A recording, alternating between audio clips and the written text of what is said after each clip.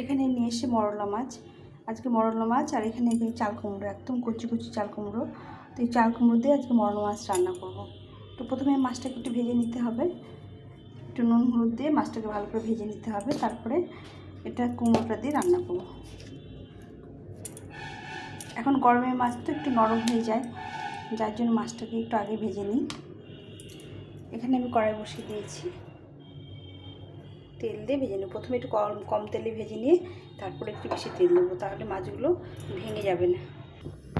মাছটাকে মেখে নিয়েছি। তো দেখো মাছটা এমনি তাজা ছিল, তো এগুলো মাছ তো গরমে নরম হয়ে যায়। ডিমে পেট ভর্তি মাছগুলো ভালো করে নুন হলুদ দিয়ে মেখে নিলাম।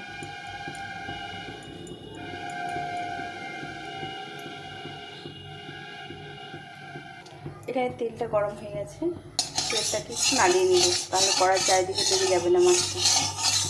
ভালো করে লাগিয়ে নিতে হবে। তেলটা অনেকটা গরম হয়ে এসছে, এখন মাছগুলো ছেড়ে দেবো।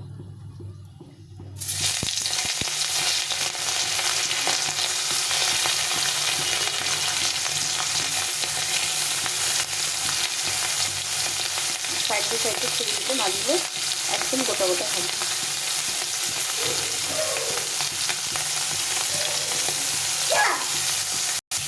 মাছগুলো ভাজা হচ্ছে, ততক্ষণ আমি চাল কুমড়োটা কেটে নেব।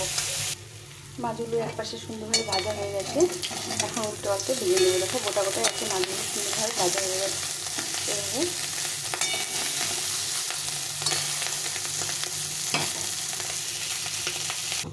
মাছগুলো ভেজে নিয়েছি, একদম কম তেলে ভেজে নিয়েছি মাছগুলো। মাছটা উঠিয়ে নিয়ে রান্নাটা করব।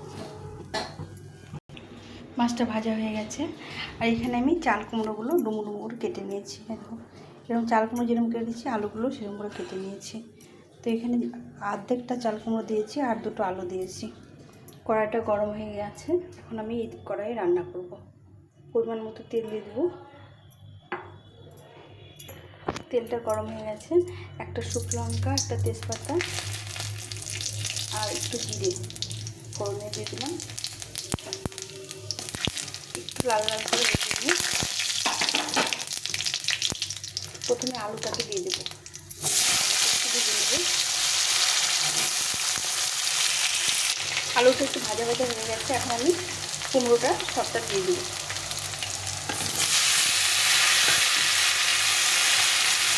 ভালো করে ভেজে নিতে হবে।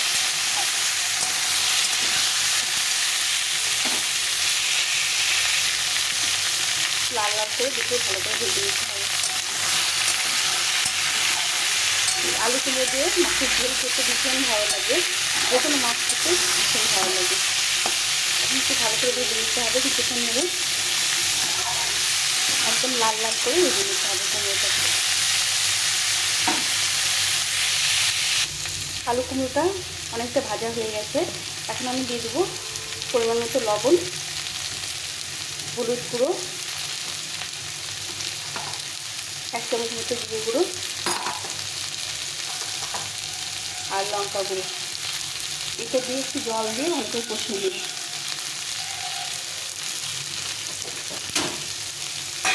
সামান্য একটু জল দিয়ে এটাকে ভালো করে কষিয়ে নিতে হবে।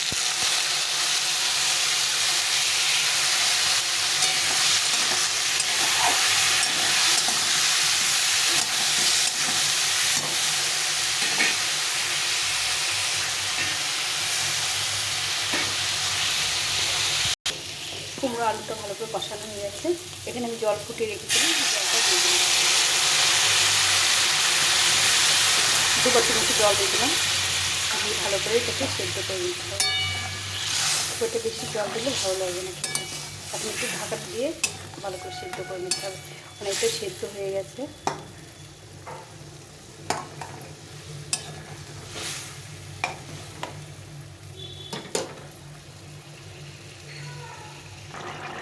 ঝোলটা ফুটে গেছে, এখন আমি এই ভেজে রাখা মাছগুলো দিয়ে দেবো।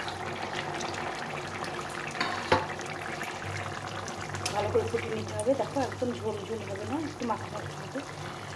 টুকরোগুলো একদম সেদ্ধ হয়ে গেছে।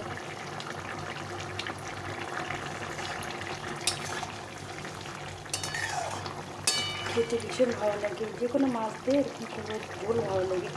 আমি ছোটো মাছটা পছন্দ করি বেশি, ওই জন্য আজকে ছোটো মাছ দিয়ে নরম মাছে করলাম। ওগুলো একটু সেদ্ধ একটু সুন্দর সেদ্ধ হয়ে গেছে, একটু সেদ্ধ করে নামিয়ে দিতে হবে। এভাবে কুমড়োর ঝোল একবার বানিয়ে খেয়ে বন্ধুরা, তোমাদের যদি ভালো লেগে থাকে অবশ্যই কমেন্ট করে জানিও।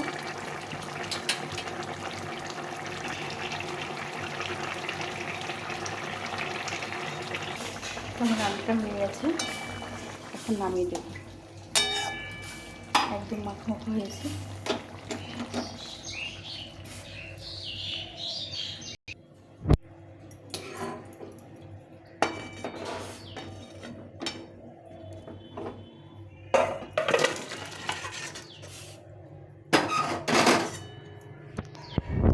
তো বন্ধুরা, তোমাদের যদি রেসিপিটা ভালো লেগে থাকে তাহলে লাইক করো, বন্ধুদের সঙ্গে শেয়ার করো, আর নতুন বন্ধুরা সাবস্ক্রাইব করে পাশে থেকো। সম্পূর্ণ ভিডিওটা দেখার জন্য অনেক ধন্যবাদ।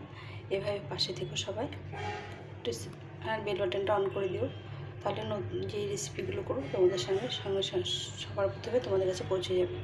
তো এখন এখানে রাখছি, সবাই ভালো থেকো, সুস্থ থেকো, টাটা।